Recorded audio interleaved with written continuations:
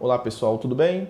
Meu nome é Samuel Santiago, sou professor de filosofia e hoje nós vamos falar da filosofia socrática, né? O cara que vai dividir a filosofia antiga no meio, a pré-socrática e a socrática. Bem, pré-socrática nós já explicamos antes que era a filosofia da physis, dos filósofos que estavam se preocupando com a origem da natureza, com a origem do cosmos. Nesta aula nós vamos estar falando simplesmente sobre o filósofo Sócrates.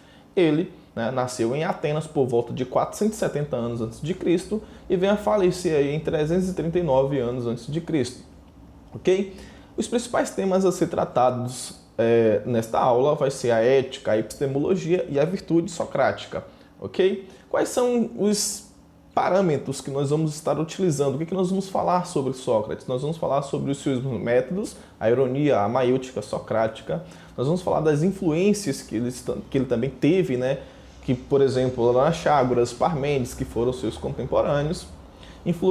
Quem ele influenciou também, né? Que é o Platão, Aristóteles e entre outros, e toda a filosofia ocidental. Ok? Então vamos lá. Quem foi Sócrates? Sócrates foi um filho, né, de um escultor, tá? E filho de uma parteira, certo? Então vamos lá. Teve 3 filhos, casado com Xantipa, inclusive 2 filhos com Xantipa. O outro filho, né, ele teve fora do casamento. Então, Sócrates ele lutou, né, em algumas batalhas, principalmente a Batalha do Peloponeso, né? Teve mérito com bravura aí também. Andava pelas praças públicas, pelos prédios públicos, discutindo, né, questionando sobre o que era justiça, o que era política, o que era ética, tá? Nós vamos falar também do oráculo de Delfos, né? Vamos lá. Então, o que foi esse oráculo de Delfos, né? O oráculo de Delfos era aí dedicado a Apolo e certamente num grande templo ao qual os gregos vinham aí colocar questões aos deuses. Por exemplo, se a pessoa iria fazer um negócio econômico e de repente ele queria saber se ele iria se dar bem ou não, ele iria ter o oráculo, fazer uma oferenda e ali aquele oráculo iria lhe dizer se ele realmente poderia, aliás, se ele iria se dar bem ou não, né, nesse negócio. E assim levava para várias outras questões, como para a vida também, né, para o destino, para saber diversas questões. Bem, foi confirmado a Sócrates pelo deus, né, de Delfos, né, pelo oráculo de Delfos, uma missão que o tornaria aí um vagabundo, né? Ou seja, uma pessoa que vagava pelas ruas, né? Então, ó homem, quando tem lá no oráculo de Delfos escrito dizendo assim, o seguinte: ó homem, conhece-te a ti mesmo e conhecerás os deuses e o universo. Então veja que expressão realmente chocante. Se o homem ele realmente reconhecesse, ele conhecesse a sua própria essência, ele conheceria os deuses e o universo. Bem, então vamos lá. Método socrático. O que Sócrates utiliza, né, para expor a sua filosofia? Bem, primeiro ponto é que ele tem um pouco vamos colocar assim, um pouco de desprezo de bens materiais. A gente pode colocar até como uma corrente filosófica, que são ali os cínicos, né? Que cínico, no caso, vem de quínicos, que significa vida de cão, ou seja, desapego aos bens materiais, né? Tinha o hábito de caminhar pela cidade, propondo diálogos aos atenienses. Então Sócrates era um cara muito relax nessas questões, porém ele se tornava uma pessoa muito polêmica porque ele questionava o tempo todo. E ninguém gosta de quem está o tempo todo questionando. Então, os diálogos eram aí apresentados aí sobre temas comuns, por exemplo, através das perguntas, né, reflexões abordadas temas mais complexos, levavam aí seus interlocutores, ou seja, os seus alunos, né, a questionar suas certezas. Então, com isso, o que acontece? O Sócrates ele era considerado o pai da filosofia, por procurar atingir aí a verdade a partir da prática filosófica do diálogo, porque Sócrates ele vai o tempo todo dialogar com seus interlocutores, ele vai o tempo todo dialogar com seus alunos, né? Então, para ele, a busca pelo conhecimento verdadeiro passava pelas questões humanas, pela reflexão sobre o homem, o que era o homem, qual era a essência do ser humano. E ele mesmo respondia. Ele respondia dizendo o seguinte, que a essência do ser humano era a alma, né? Diferenciava-se dos filósofos anteriores porque procurava refletir sobre a natureza ou praticar a retórica. Então ele, na verdade, os primeiros filósofos procuravam tentar encontrar a origem do universo, o arquê, a substância primordial de todas as coisas. Já o Sócrates não. O Sócrates praticamente ele dá um mergulho dentro de si mesmo, ou seja, ele vai estudar o próprio ser humano. Por isso que muitas vezes a filosofia socrática ela pode ser chamada de filosofia antropológica. Bem, método socrático, o diálogo, né? No Terteto, né, de Platão, é muito evidente como ele explicita justamente o método socrático para se chegar a um conhecimento verdadeiro, né? O filósofo como sendo aí uma parteira, ou seja, porque a mãe de Sócrates era parteira, ele queria também ser parteira, parteiro no caso. Só que ele queria não ajudar as mulheres a dar à luz, né? Mas ele queria ajudar os homens a chegar à própria luz. Luz, quando nós chegamos a falar de luz, estamos falando de conhecimento, estamos falando de ideias, né? Então a maiêutica, na verdade, no contexto filosófico socrático, nós estamos falando aí de parto das ideias, certo? Então a verdade é acessível a todos e o filósofo, como uma parteira, auxilia aí a encontrar com a verdade por meio de perguntas e de diálogos. Então Sócrates, na verdade, ele iria ajudar ali o indivíduo a encontrar a verdade através de quê? De perguntas, certo? Através de diálogos, ele dialogando, ele iria questionar, perguntar, fazendo com que os seus interlocutores normalmente encontrasse a sua própria ignorância. Então, o primeiro passo para se chegar aí à verdade era reconhecer a própria ignorância. Então, daí aquelas questões, só sei que nada sei, conhece, tira a ti mesmo, que são as máximas socráticas, né?